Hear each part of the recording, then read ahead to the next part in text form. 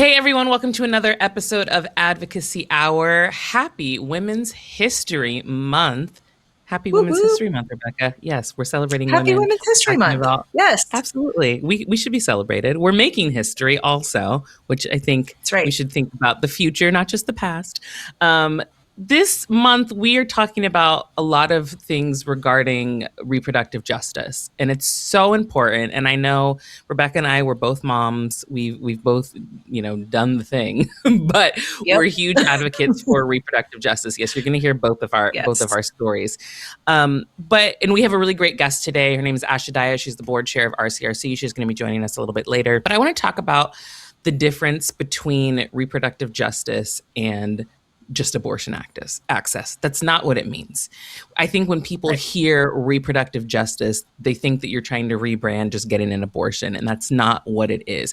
And again, the phrase reproductive justice was coined by Black women, of course, in 1994. It's a sister song framework, and reproductive justice includes the right to have a child, the right to not have a child, the right to raise children in safe, healthy communities. It's a human rights issue. This is not a partisan thing that we should be arguing about, right? But whenever you talk about reproductive justice, not just reproductive rights, reproductive justice, faith communities nowadays, it's like it's like a bad phrase, just like Black Lives Matter is a bad phrase, just like all of these other things become these pejoratives in these faith communities. But historically, faith communities were the ones that helped, we're a part of this conversation. And so it's really interesting to see where we are now from, way back in the day to now 2026, and how people have changed the framing around reproductive justice, reproductive rights, and all of that. And I want you to definitely get into this, Rebecca. I want to talk about why faith, and specifically harmful theology, has shown up so strongly in this conversation, because I know that you grew up around the purity culture and you grew up in these spaces. So how has faith really intersected with reproductive justice? Yeah, that's such a good question. And just thinking about, the faith leaders prior to Roe versus Wade being involved in a way that, I just watched this documentary called The True Believer film the other day, and it really is talking about abortion as an issue that really brought this woman into her deconstruction. But one of the signs she has as a protest, it says Billy Graham was not against abortion. And I think like a lot of people don't realize that there was a whole time period where these religious leaders were not talking about this. It just was not a topic. It was something that happened in their congregations. They knew that. The women that are like my mom's age, they were having abortions because it wasn't a thing that people were talking about. It was a thing that solved maybe a problem. It was a thing that a family could make, a decision that they could make together. And it wasn't till the 70s that it became a political issue.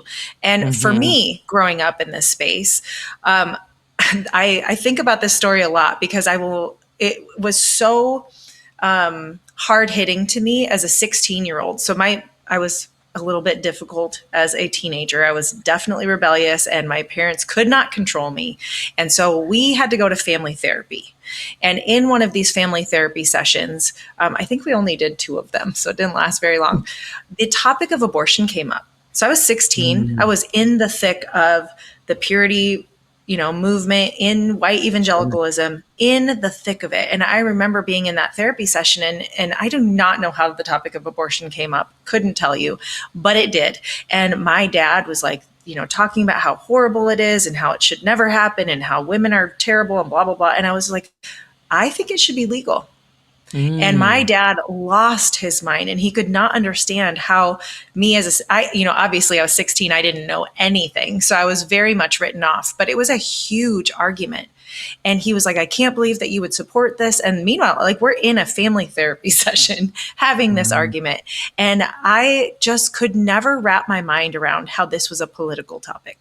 It has never made sense to me because I just think like these kinds of decisions are being made by women who are trying to make the right decision for themselves, for their families, based on their health, based on Mm-hmm. their economic situation, based on, a number of factors. That's a very personal thing. And so to bring the government into that just always has felt wrong to me.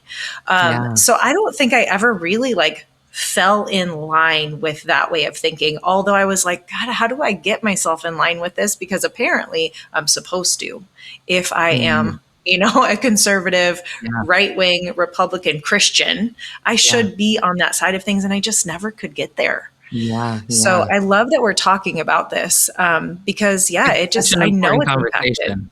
Yeah. Yeah. Yeah. What astonishes me about just white Christian nationalist views is how powerful it is and how it has completely infiltrated almost every sector of this country, right? And Yep. when you look at reproductive justice, it obviously makes sense. It actually doesn't make sense because reproductive justice impacts, well, I'm like having like a real life deconstruction moment in real time.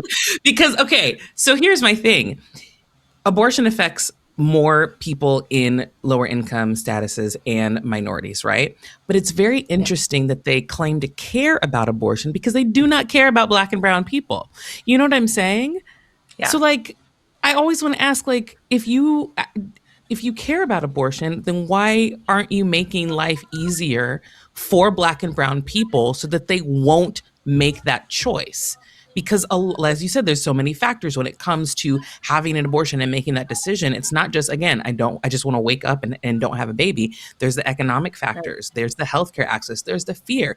I mean, I was very lucky in both of my pregnancies. I drove 45 minutes to an hour to make sure I had a Black OBGYN because of the fear of the maternal mortality rate and because of medical Right. racism, right?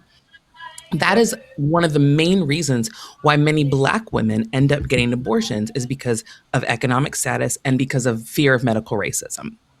That's why. Yeah. It's not because they don't want to have a child, but those things never come into the conversation on the far right, Christian nationalist views when we're talking about abortion. They don't think, of course they don't, because they don't care, right? But they don't talk about that aspect of it. And it irks me so much because that is why people get abortions. It is not this narrative that they've painted that, oh, they just want to kill babies.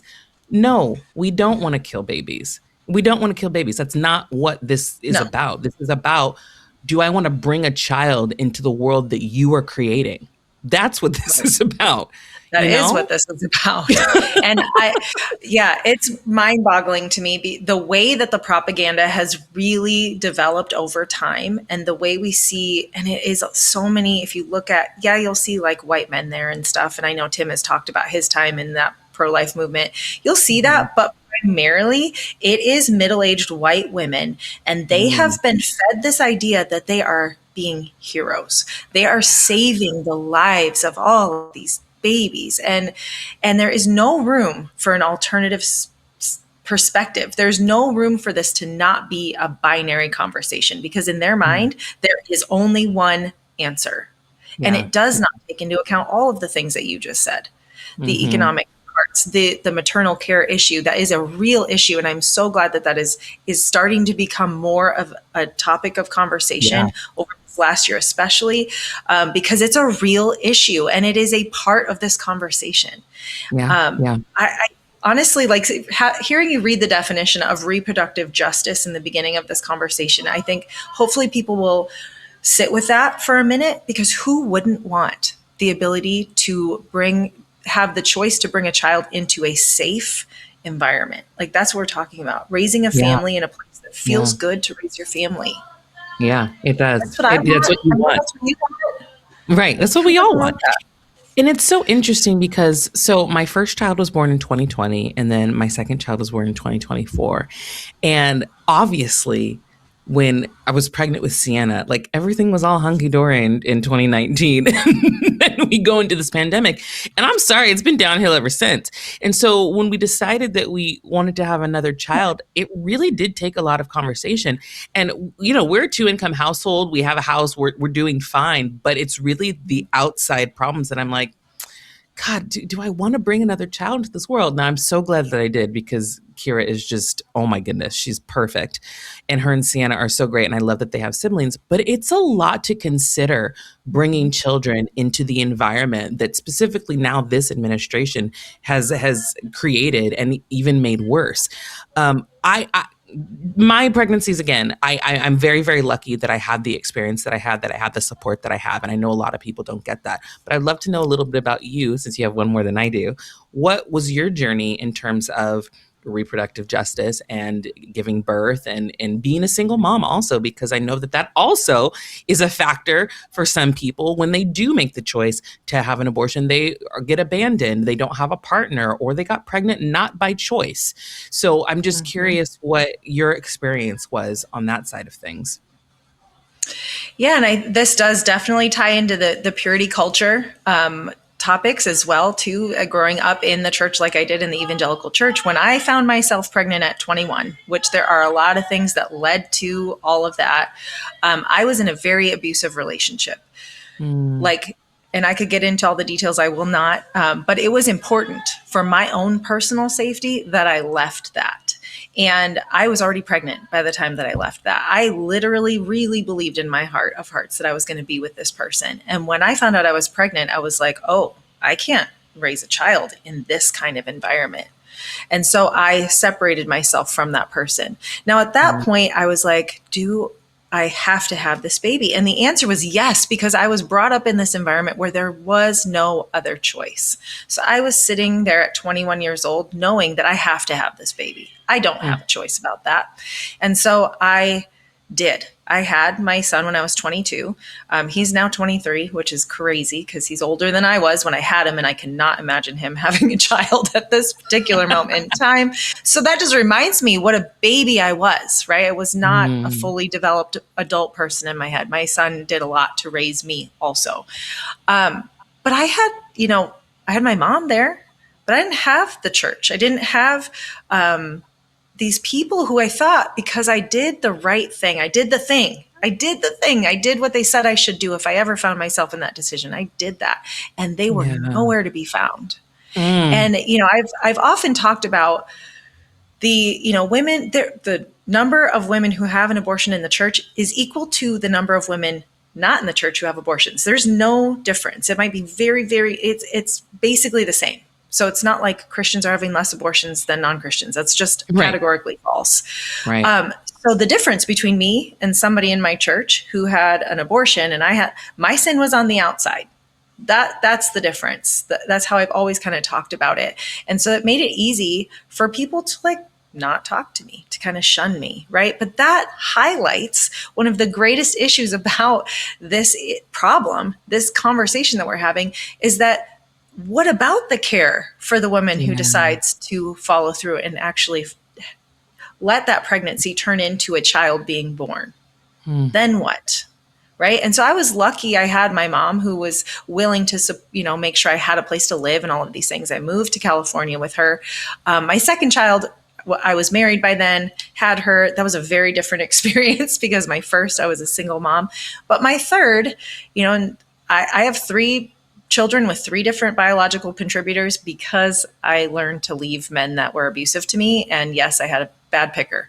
But I want to talk about the third child because this one, I was 34. So I was an adult. I had 2 children already. I was a single mom. So I was definitely in a different place in my life. I had a full-time job, but I'm sitting there and thinking, do I have the resources for this? Do I have the emotional capacity to add another child into my life right now? And I remember thinking I am in a place in my spiritual journey where I could make a different decision. So it wasn't the purity culture that was driving me anymore. It was I'm taking in other things into account. And ultimately I did choose to have my youngest, and I'm grateful for him every day. But I understand. And I remember begging God to not make me have to make that choice. I didn't want to have to make that choice. And so I in my particular situation, I have had the experience in 2 different instances of having that choice in front of me and making decisions for different reasons. And I have also walked alongside women who have made a different decision than I have, and for their own reasons. So none of these circumstances, even my circumstances, weren't the same. And I'm Sure, the same sure. person. So I Yeah, think we just forget that there are so many pieces to this puzzle.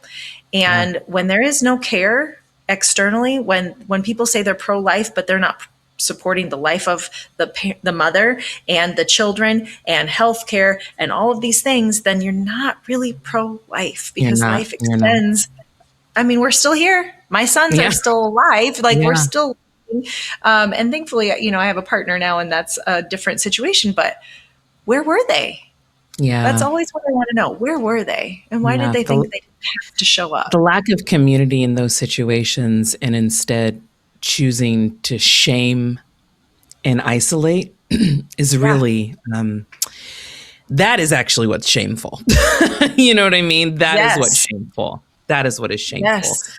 And just hearing all of what you had to say, there are so many people that have been in your situation, even more so now since Dobbs passed in 2022. And I'm going to read some statistics before we bring on our guest. But since Dobbs happened, 21 states have enacted abortion bans or severe restrictions. And what they found is that the states with abortion bans, they also rank the lowest in maternal health outcomes, in insurance coverage, in childcare access, and paid family leave. That Wow. sounds very anti-pro-life. That sounds like anti-life, right? That doesn't Absolutely. sound pro-life whatsoever. Anti-life. Yes. Right. It's very Wow. anti-life. Additionally, Black women are 3 to 4 times more likely to die during childbirth than white women. And that is something, despite having great care, despite having a Black OBGYN, I thought about both of my pregnancies. It was my deepest fear that just something would go wrong. My doctor wouldn't be there in time. The nurse wouldn't care, and something would go wrong. It's Mm. debilitating because you're already putting your body through so much stress. I mean, you're Oh literally my growing gosh. eyeballs inside of your uterus. Right. Like, it's a stressful situation. It is. But people of color, immigrants, LGBTQ individuals, low income communities, they face it the worst, right? But in Yep. reproductive justice, just so everybody says, when we talk about it even more so, break it down, it's just the access also to prenatal care. Some people don't even get access to prenatal care. It's the freedom from criminalization, ending forced birth, and giving people access to contraception, right? And also Yes. ending the policing of pregnancy. I don't know if you know about all the policing with like the apps and everything, like if you use Yes. Flow and if you use all of, that, they're like monitoring Don't people's use data them. based on when they have their period. That's Yes. It's crazy. horrendous. That what It's a absolutely like just an crazy. invasion of privacy. An absolute It's invasion of unreal. privacy. It's unreal. All right, we're going to take a quick break though, and we're going to bring in our guest, Asha Daya, who's the board chair for RCRC. She's incredible, and I'm excited for you guys to hear our conversation. So we'll be right back. And I am so excited to now welcome our guest who is leading this work in reproductive justice on a national level. She is someone who I deeply admire, love her work so much. She's an Emmy-nominated producer, a writer, a TEDx speaker and storyteller, director and producer of the award-winning short documentary about later abortion called Someone You Know. She created, executive produced, and co-hosted an audio and video series about Latin America's green wave abortion rights movement called Green Tide Rising, which was nominated for a Webby Award in the United States and won an Anthem Award in 2025. And in 2024, she was nominated for an Emmy Award for producing the short film My Name is Siri, which is an autism awareness documentary that premiered on PBS. She's the founder of the digital feminist magazine called Girl Talk HQ, and she is the board chair for RCRC, Religious Community for Reproductive Choice. Please welcome Miss Asha Daya. Asha, thanks so much for being here. Hello, thank you so much for having me. Absolutely. So it's Women's History Month. We are talking about Yes. reproductive justice. And I know that you do so much work in this space. So the first question I want to ask you is, how did you get involved in this work? And also, how would you define reproductive justice and why it goes beyond abortion access? Yeah, so I come to this work, I think probably maybe a lot of your listeners can identify with this. I come from a conservative evangelical background was raised in that environment and never really held my own very concrete political views about abortion. I probably didn't even know what it was in my early 20s.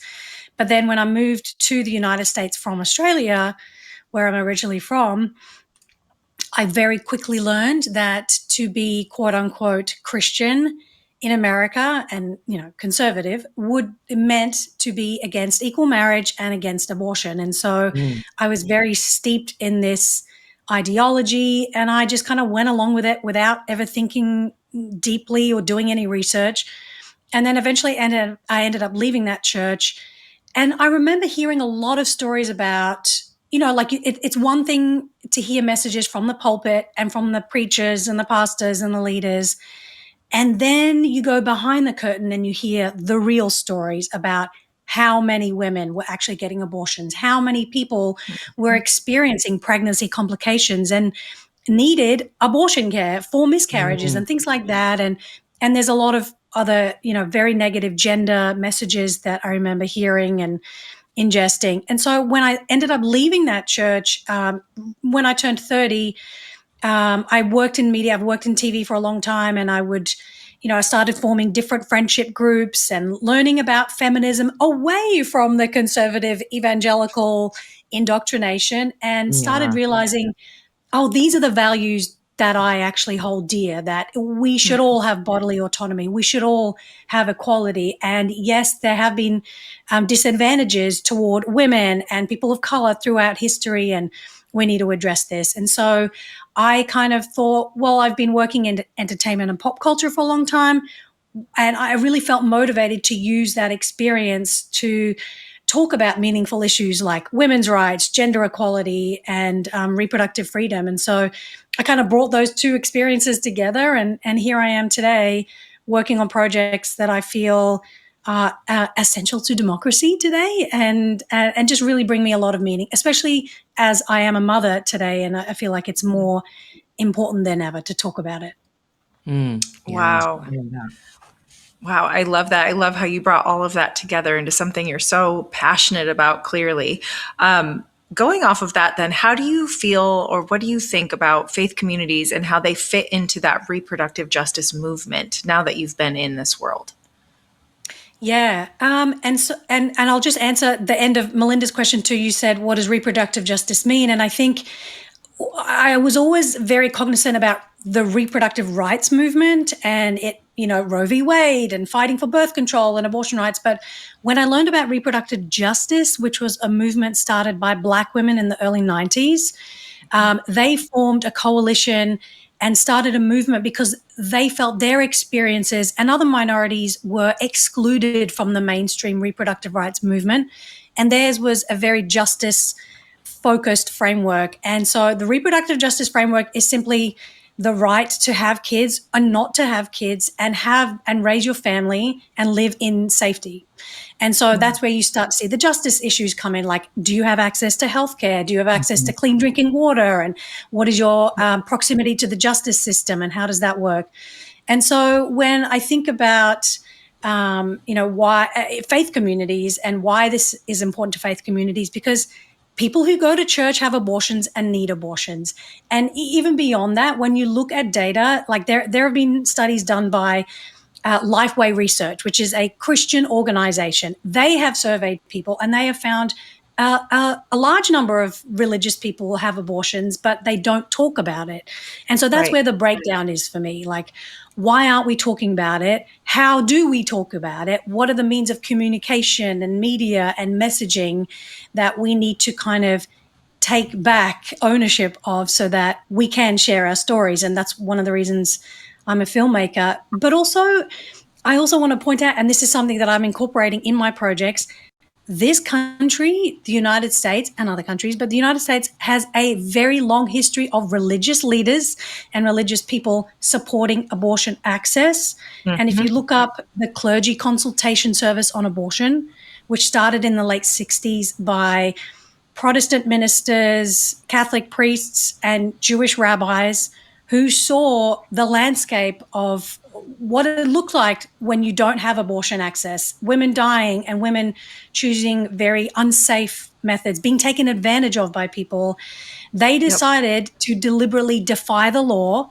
and accompany women and find safe, vetted doctors that they had themselves had vetted, and they would make sure that women would get the safe access to abortion, underground abortion access that they needed. And they helped close to 500,000 people, women between 1968 and 1974, because by 1973, Roe v. Wade was decided. And so, they felt it was their moral and religious duty to do this, to champion abortion access and to help these women, not in spite of their faith, but because of it. And so I love bringing up that history whenever possible. It's so important. And I think those are stories that people don't realize. Even as we were saying, I was like, oh, I didn't know some of that stuff, because we're so used to just hearing the harmful narratives from religious spaces and not knowing that there was even any kind of support back in the day. But now that we're here in 2026, obviously, like post-Dobbs and all of this stuff, I know this is a different time. But are you seeing clergy step up recently for reproductive justice, or do you feel like we've really fallen away from clergy standing for those rights?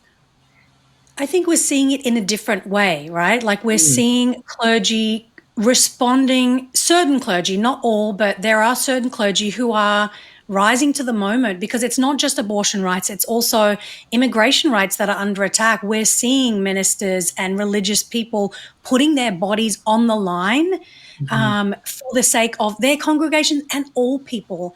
And one of the things that I found really interesting about the clergy consultation service, which is probably true today, is that they have a certain level of legal privilege as religious people, under our laws, and it varies from state to state, but essentially they can protect people and speak out and do things in a way where they are protected by certain laws. And so I think it is imperative for more religious people to speak out and protect people, because they have that privilege that they can do so. I do see people speaking out on abortion rights specifically more and more, and who have been even before the Dobbs decision. So I just hope that it's more of a continual wave effect, that it will encourage more, not only leaders, but everyday people of faith to stand up and say, just because you're religious or you have hold a certain faith does not necessarily mean that you have to be anti-abortion, because that has been the loudest voice in the room for decades. And now it's time to change that narrative. And, in the words of an incredible woman, Giselle Pellico, who, she was talking about her own experience as a sexual assault victim, but shame must change sides. And now it's time for us to co-opt, to really take back that narrative that has been co-opted. I love that. I love that quote. Wow. Yeah, it's powerful. Switch sides. So, we just were talking a little bit about the Dobbs decision. So this next question is moving away from the clergy in that and how that's impacted clergy and the religious leaders who could be involved. But how is it really impacting the communities on the ground since that decision passed a few years ago? Yeah, it's scary, and a lot of reproductive justice and rights and healthcare leaders have been sounding the alarm for years that when Roe v. Wade falls, it is going to harm the most vulnerable people and communities the most. Sure. And that is exactly what we're seeing, especially in the South, where some of the abortion bans are the most extreme and hostile, states like Georgia and Texas. And so it shouldn't be a shock that we are seeing predominantly Black and brown women who are impacted by this. We've seen women die from being denied emergency obstetric care. I mean, now this is affecting everyone. It's not just someone who's seeking abortion, but it's people who need miscarriage care. It's people who are experiencing obstetric emergencies, and now the hospital systems have their hands tied behind their backs because they don't want to lose their license. So it's easier for them to say, sorry, we can't help you. You'll have to go elsewhere. And now these women are stuck in parking lots, bleeding out, not knowing where to get health care. In a lot of cases, they don't have equitable healthcare access. So they're relying on emergency services, going to the ER to get the care they need because they don't have insurance. And when they're turned away from that, well, where do they go? And so Right. death is the inevitable outcome, which we're seeing more and more of. And I think especially for later abortion patients, because that's who are the majority of these obstetric emergencies. Later abortion, which has been demonized by so many on the right. Well, now we're seeing why we need to champion abortion access all across pregnancy, not just in the first 6 weeks or in the first 12 weeks. Like everyone deserves access to abortion care, no matter where you're at in your pregnancy, because you don't know when something could go wrong when you need healthcare. Yeah. And I think that that's such an important point.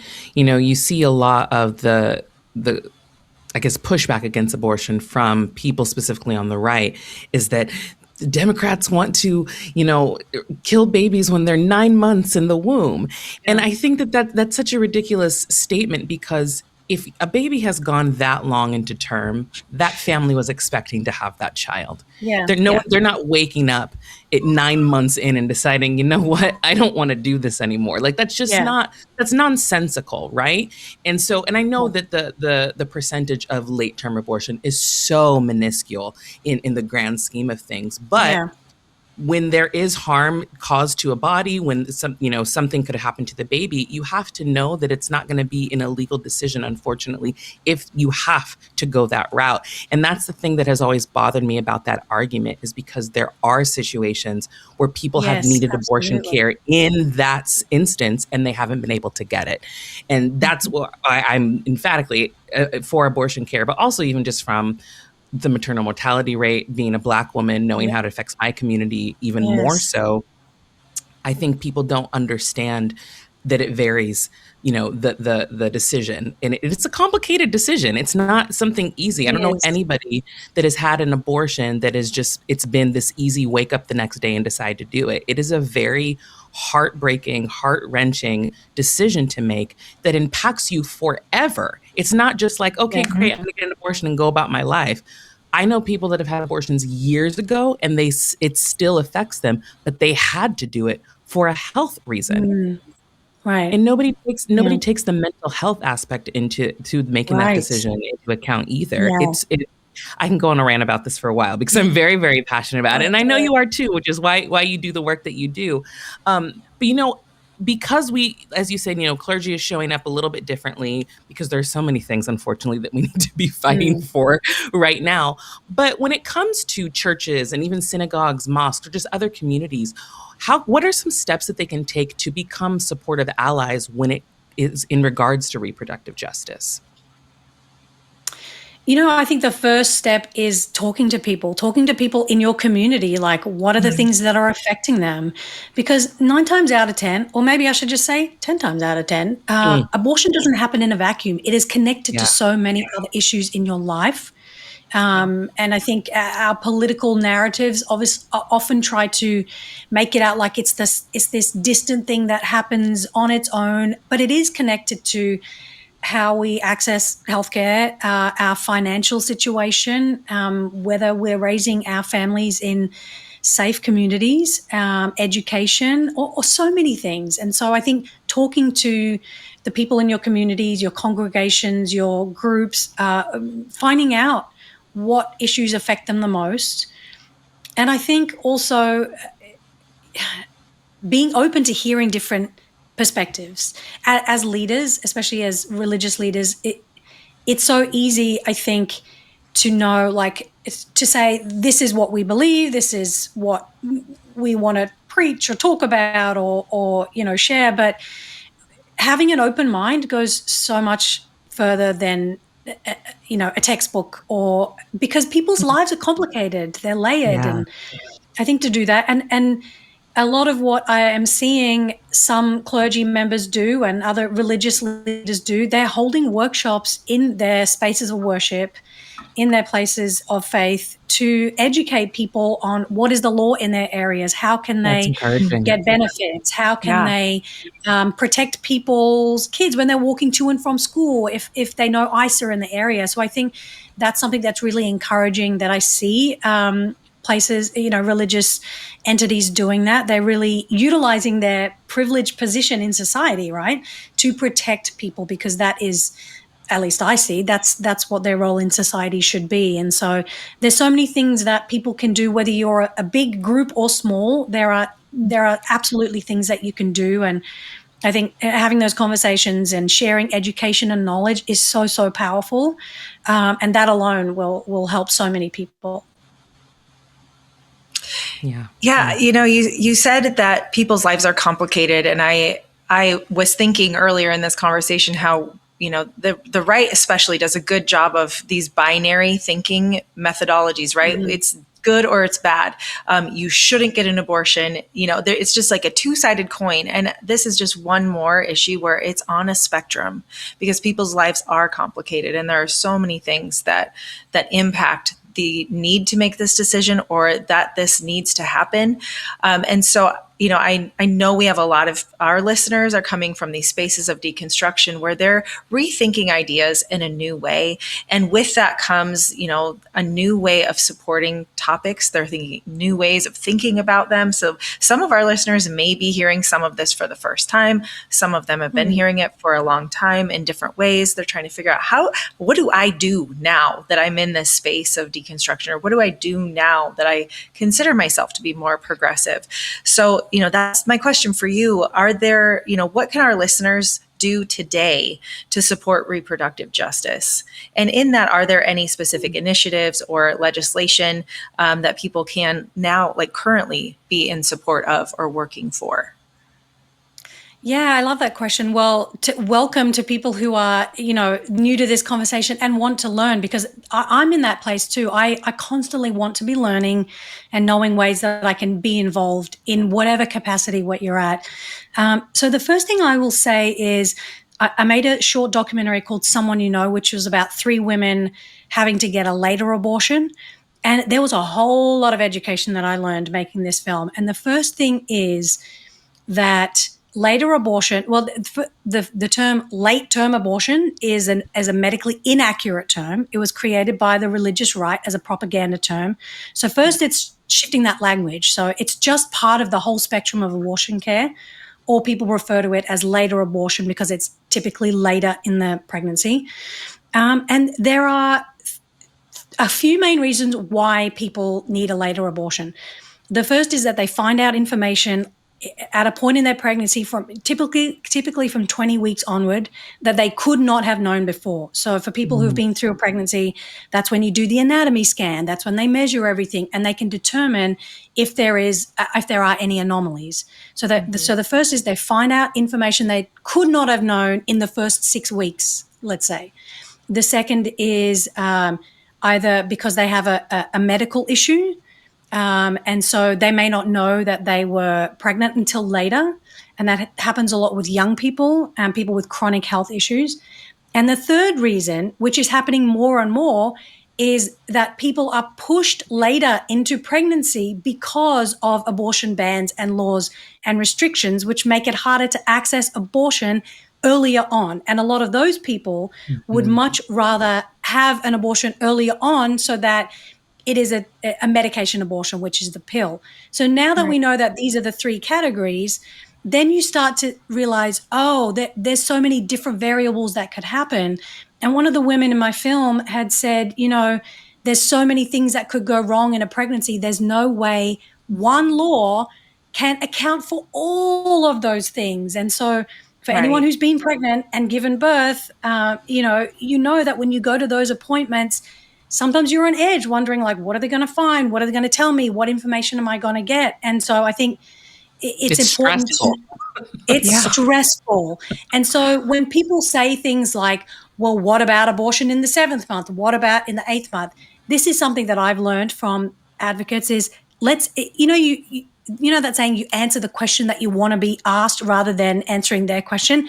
So it's all about changing the framing. So when they say things like that, you can respond with, at what point do you think the government should decide what you should do with your healthcare?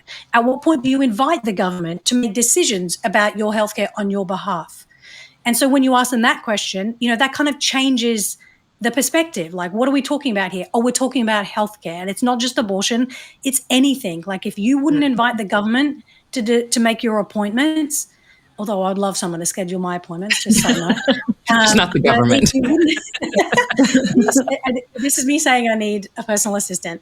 But if you wouldn't invite the government to make decisions about your healthcare and your life, then why are you asking them to do it to someone else? And so those are the kind of things that I want to share. But in terms of organizations and places where you can go to find more stories and education and knowledge, the first I will point to is a Substack by journalist Jessica Valenti. It's called abortioneveryday.com. She tracks every single, she and her team, they track every single abortion piece of legislation that is introduced, that is proposed, that is implemented, the arguments back and forth from different sides. It's a really great Substack to subscribe to. And there are organizations like WeTestify.com, and they are an advocacy and abortion storytelling organization. Excuse me, I've worked with them before and they're really great. I would also encourage people to check out Pregnancy Justice. They're a nonprofit that has been tracking, and they help defend people who are criminalized because of certain pregnancy decisions. They have been tracking criminalization data since the Dobbs decision in 2022. And in that first year since the decision, there were more than 200 people criminalized for their pregnancies. And that's something to take note of. And they're often the ones going to bat, advocating for these people and pushing back on these laws. And, I'm sure people are familiar with, the ACLUs and the Planned Parenthoods, but there are smaller organizations that I think we should really support and uplift because they're doing a lot of localized state-level work, which I think is really important. And another one that I want to uplift is the Brigid Alliance, BRIGID Alliance, and they help specifically later abortion patients or people who need to travel out of state to get an abortion, which is happening more and more because of these abortion bans. And so, when you have to go out of state to get an abortion, you're already tallying up hundreds, maybe thousands of dollars just to travel, to get to look after, get childcare, to look after your family, to hire a car for a plane fare, all of these kind of things. But then the procedure to get a later abortion specifically, it can be in the tens of thousands, and it may not always be covered by insurance. So Brigid Alliance, they're a really great organization that are trying to help the most vulnerable get to where they need in a timely manner. And so, those are just a few organizations and platforms that I want to lift up. But I think storytelling is also a really great way to if you're in a space of learning, just to hear people, read, and be exposed to people's experiences, because there are no two experiences that are alike. I also love that you didn't mention your own organization, which is what we're going to talk about right now. So it's very, very humble of you. So let's talk about RCRC, Religious Community for Reproductive Choice. Well, I knew you were going to ask that question. That's why. I know. It was very funny. I was like, oh, that's great. She's uplifting other people. It's so humble of her. But let's talk about RCRC and the work that you do, and if anybody wants to get involved, how they can do that. Yeah, so Religious Community for Reproductive Choice, we've been around for 50 years, actually right when we have our roots in the clergy consultation service, and then it kind of morphed and changed after Roe v. Wade was decided. But given the Dobbs decision and the landscape of abortion access, what RCRC focuses on is spiritual accompaniment, so helping religious leaders, religious students, and people who are coming up through that pipeline, seminary, school, all those kind of schools where you learn to become a religious leader. They're really helping them become equipped with how to talk about reproductive justice and faith. And so we have the accompaniment services, and we also have an online school of like videos and educational tools that you can learn about, and getting more well-versed in white Christian nationalism, how it's impacting our laws today, and how people of faith can be equipped to talk about this with their communities.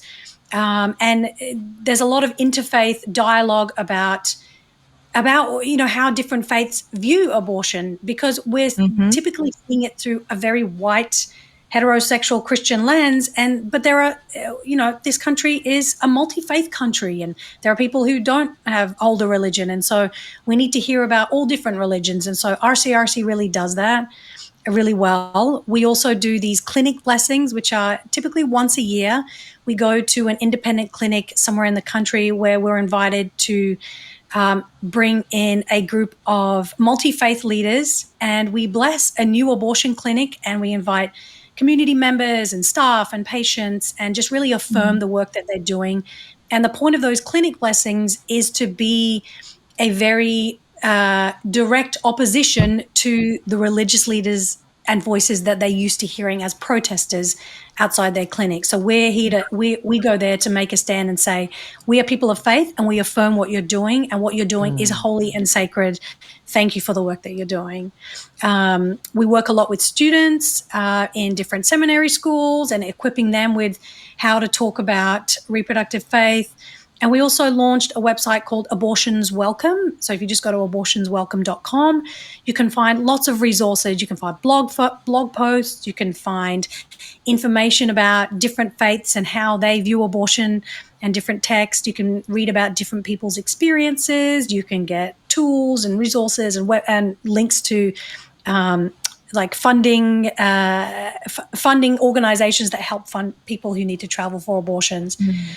So we do a lot of different things, and it's a small organization, but we're a small and mighty team, and I'm very proud of the work that we do. You should be. That's incredible. Incredible. Asha, thank you so much for joining us today. It was a lot of valuable information that I think people will have great takeaways. Can you let people know where to follow you, where to follow RCRC? We'll put all of this in the notes as well, but do your plug. Okay, here goes. Okay, so you can follow me on Instagram at Asha Daya, ASHADAHYA. You can find me on my website, ashadaya.com. You can watch and listen to all episodes of Green Tide Rising. Just go to greentiderising.com. It's also available on any podcast platform. If you want to learn more about my later abortion film or do a screening, I don't charge a fee. I do a lot of educational screenings and impact screenings with organizations and schools and groups. Just go to someoneyouknowdoc.com, or you can reach out on social media. That works as well. RCRC.org is how you can learn more about religious community for reproductive choice. And those are all the things that get in touch with me. I want to hear your story. And if you want to work with me or you want to collaborate, you're interested to learn more, hit me up. I'm happy to share resources. We will absolutely be collaborating with you on something. I know Rebecca's mind's already spinning. Oh my gosh. And I'm in seminary right now. So I'm just like, oh my gosh, yes, I will be getting in touch with you. We need to talk. Yes. Yes. Asha, thank you so much. It was a pleasure chatting with you. Thank you so much. Take care. That was so informative. I really love the work that Asha is doing. I know I could see your face the whole time. You were like, oh. But I just want to remind people, reproductive justice is faith work. It is. Just like she said, when they go to the clinics and they say, this is holy work, this is sacred, we appreciate what you're doing. Please know that faith should never be used as a weapon against your bodily autonomy. It should never make you feel shame. You should be able to make the decisions that are best for you and your life. And we fully support that and support that work. Everyone deserves compassion and agency and care. And I know you've heard Rebecca's story, and you've heard a little bit of my story and my pregnancies as well. And everybody has a different story. None of this is easy. None of it is easy. It's very, very difficult. But Rebecca, thank you for sharing your story today. I'm really glad that you were able to do that in more than one way. It's because also please go watch the Why I Deconstructed episode. The very first one that we launched is about Rebecca.